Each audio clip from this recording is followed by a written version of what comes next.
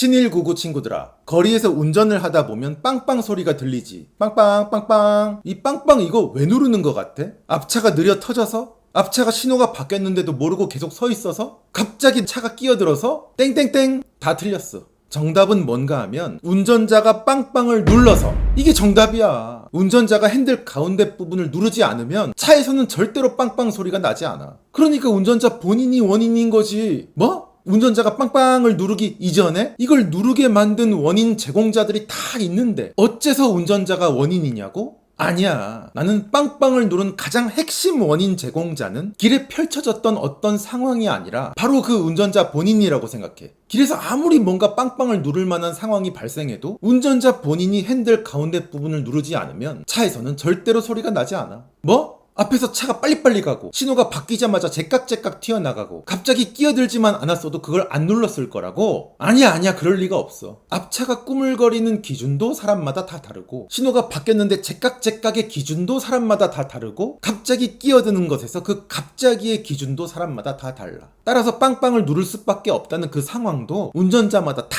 달라서 이거를 습관적으로 누르는 운전자는 그 어떤 상황에서도 계속 누른다고 봐야지. 빵빵의 원인은 외부 요인이 아니라 운전자의 습관이야. 똑같은 나라에서 똑같은 길에서 똑같이 다 운전을 하는데도 운전자 하나하나마다 빵빵 누르는 빈도수가 다 다른 거 보면 알잖아. 저기 뭐 인도 뉴델리 길거리는 특별히 빵빵을 누를 만한 상황이 너무너무 엄청나게 많아서 다들 쉬지도 않고 빵빵빵 빠바바바방 계속 누르는 거겠어? 아니야. 인도 사람이라서 계속 누르는 거야. 누르는 운전자는 맨날 누르고 안 누르는 운전자는 하나도 안 눌러. 그 증거가 바로 나야. 왜냐하면 나는 빵빵을 누르질 않거든. 아주 가끔 앞차가 존다든지 아니면 강원도 산골길 어디 절벽을 돌 때 빵 누르는 경우는 있는데 이것도 뭐 극히 일부고 기본적으로 나는 다른 차나 보행자나 자전거 오토바이를 탓하는 빵빵을 절대로 누르지 않아. 나는 내 앞에 아무리 느리게 가는 차가 있어도 천천히 따라가지 빵빵거리지 않는다. 그러다 정 답답해서 못 견디는 상황이 오면 그때부터 깜빡이 천천히 넣고 옆차선 여유 있을 때 쓱 비켜가면 그만. 신호가 바뀌었는데 앞차가 그걸 모르고 가만히 서 있으면 그것도 그냥 기다림. 언젠간 가겠지 이러고 기다리면 다 언젠간 가더라. 99% 가는 것도 아니고 100% 다 가더라. 내가 장담해.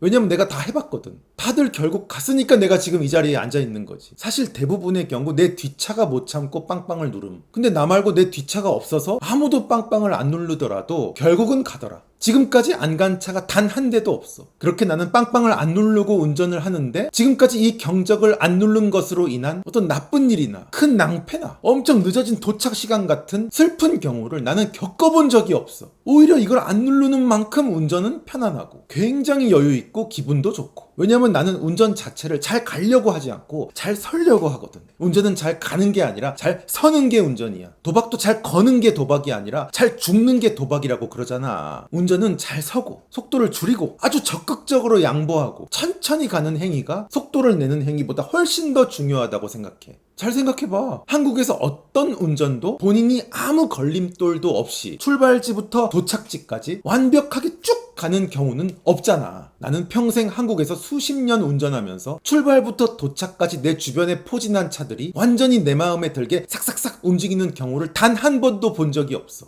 아무리 짧은 거리를 가도 반드시 나의 순조로운 진행을 방해하는 빌런들은 계속 등장하기 마련이야. 아니 쟤 왜 저러지? 아줌마인가? 할배인가? 전화 받나? 어디 찾나? 뭐 하는 거야? 내가 운전대를 잡고 길에 들어오는 순간 이런 차들은 반드시 만남. 반드시 100% 아주 그냥 예외가 없어. 그리고 무엇보다 나 역시도 때로는 남을 방해하는 빌런이 되는 거야. 내가 초행길일 수도 있고 내가 급하게 끼어들어야 할 일이 생길 수도 있고 내가 뭘 찾을 수도 있고 누굴 태워야 할 수도 있고 내려줄 수도 있고 나도 경우에 따라서 언제든지 남을 방해하는 빌런차가 된다고. 그래서 나는 길 위에서의 상황은 늘 100% 문제가 있다고 생각을 해. 이 나라에 아무 문제가 없는 길은 없음. 공도 위에는 길 막는 차, 안 가는 차, 끼어드는 차, 느린 차 당연히 있는 거야. 당연히 있는 게 정상이고 없는 게 비정상이야. 그래서 나는 있는 상황을 항상 머리에 담아두고 운전을 해. 사각지대로 우회전할 땐 거기 반드시 하필이면 공교롭게도 나한테 달려드는 행인이나 자전거가 반드시 있다고 생각하고 미리 대비함. 근데 없잖아? 없네. 이상하네. 없는 게 이상한 거라니까. 주차된 차들이 쫙 있는 데를 지나갈 때는 반드시 그 차들 틈으로 갑자기 튀어나오는 민식이가 있다고 생각하는 게 기본이야. 근데 안 튀어나오잖아? 이상하네. 왜 안 튀어나오지? 어디를 가나 어떤 상황에서나 나는 방해를 받는 게 기본이다. 이러면 그때부터 운전을 하면서 스트레스를 받을 일이 없어. 이런 것들을 만나도 아무렇지도 않아. 왜냐면 그럴 줄 알았으니까. 당연하니까. 그래서 빵빵을 누를 일이 아예 없어. 어차피 내가 목적지까지 도착하는 시간은 나의 이 운전 여부가 아니라 도로의 정체 여부에 의해서 절대적으로 다 결정이 돼. 내비 맞추면 그 길 색깔이 초록색이냐 빨간색이냐에 따라서 나의 도착 시간은 이미 95% 미리 다 정해졌단 말이야. 이걸 내가 막 운전을 이야 한다고 이걸 줄일 수 있는 게 아니라니까. 내가 미친 듯이 밟고 막 칼치기 하고 급출발 급제동하면서 꼬리 물고 막 난리치고 골목으로 빠지고 해도 그래봐야 뭐 한 5%나 줄일 수 있으려나. 아니 5% 줄이자고 왜 그렇게 용을 써? 차를 길에 올려놓고 가만히 있거나 아니면 용을 쓰고 난리를 치고 막 그냥 무리를 하거나 이 둘의 결과가 비슷하다면 그럼 무조건 그냥 편안하게 가만히 있어야지. 이게 지능이 있는 사람의 행동 아닌가? 나한테 이미 엄청나게 예쁜 장원영 여친이 있다고 생각해봐. 그럼 그냥 이대로 데리고 다니면 그만이지. 뭐하러 이 예쁜 얼굴에다 필사적으로 막 화장을 하라고 하고 장신구를 막 주렁주렁 걸치게 하고 옷을 막 어떻게 막 골라서 입히고. 아니 이런 짓을 왜 하냐고. 아무것도 안 해도 어차피 예쁜데. 자, 여기서 이 시점에서 굉장히 중요한 말이 있는데 지금까지 내가 이 영상에서 자동차 운전에 관한 얘기를 한 것 같지? 사실은 아니지롱. 지금까지 한 자동차 얘기는 그저 비유에 불과했음. 이 영상에서 말하고자 하는 진짜 중요한 핵심은 바로 인생이야. 나는 지금까지 인생 얘기를 했다는 거. 이 영상은 자동차 운전 영상이 아니라 바로 인생을 살아가는 방법에 대한 영상이야.